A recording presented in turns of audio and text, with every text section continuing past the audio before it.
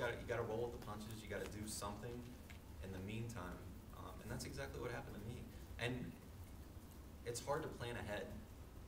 I had no clue ABC was gonna call me in August. I thought I'd be at that job for a little while and try to get, somewhere somehow, but I had no idea. I had no clue.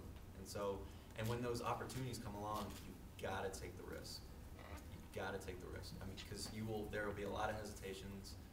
There will be a lot of people maybe tell you no, don't do it, or the voices in your head will say this is crazy.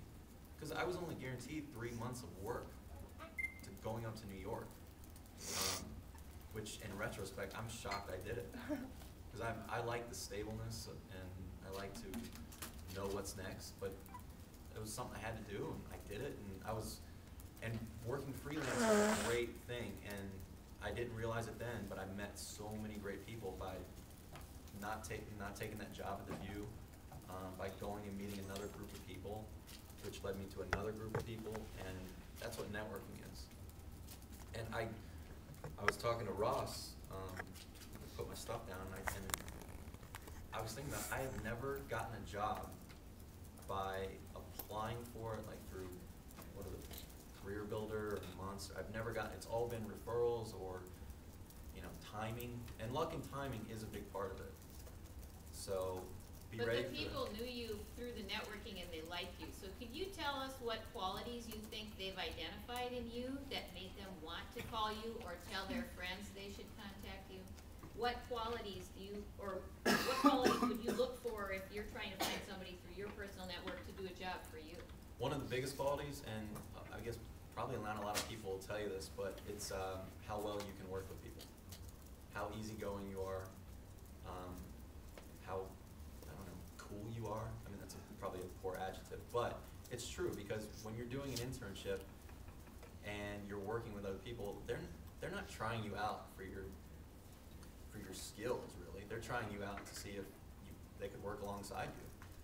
Because when you're doing internships, a lot of people, most of the time, you're just doing errands and petty work. But for instance, when I did the internship at the View, I remember not only was I trying to make friends and ask people questions, I wasn't annoying about it, but I did put in extra hours, and I did try to. I think I was the only. They were telling me I was the only intern who asked to shadow the publicist up at ABC. So I was trying to look at every department, and because I only had a short time there, I only had a month.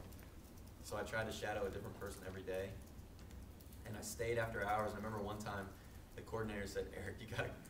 There's only a limited number of hours that interns can work. You got to go home."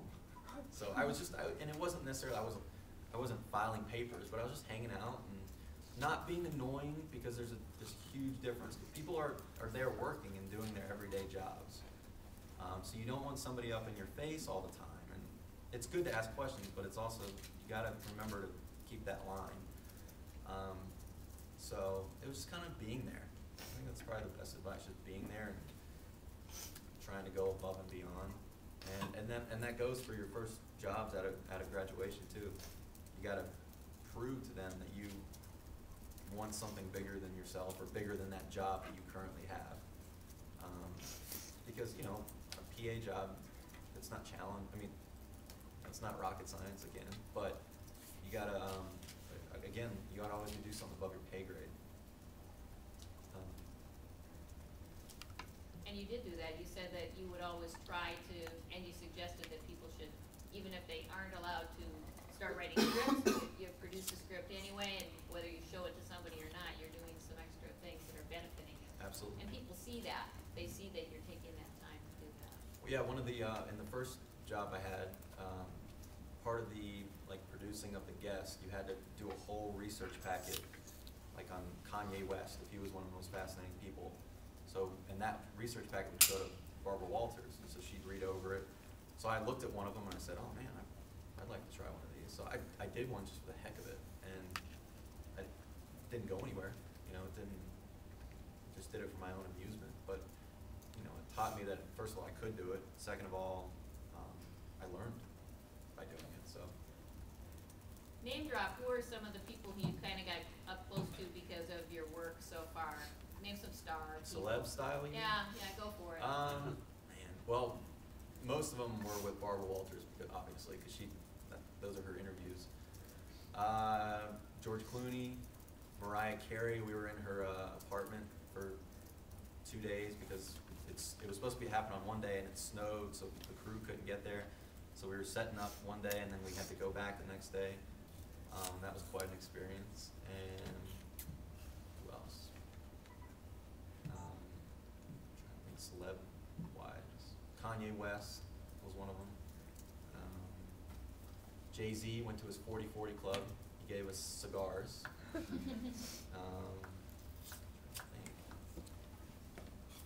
And of course, after her, in the news, you meet a lot of politicians, especially when we were out on the road. We met the Clintons. They actually were at a hotel, and I think it was Iowa. Yeah, it was Iowa. It was the first primary out of, or it was a caucus out of the gate. And we were in a hotel and we were just hanging out, and all of a sudden, a big crowd of people walks in. It's got to be somebody. And sure enough, it was Hillary and Bill Clinton. And they were great. They just talked to everybody and met people one by one. And but yeah, I've been so fortunate to work with so many great people and meet so many different figures, I guess I should say.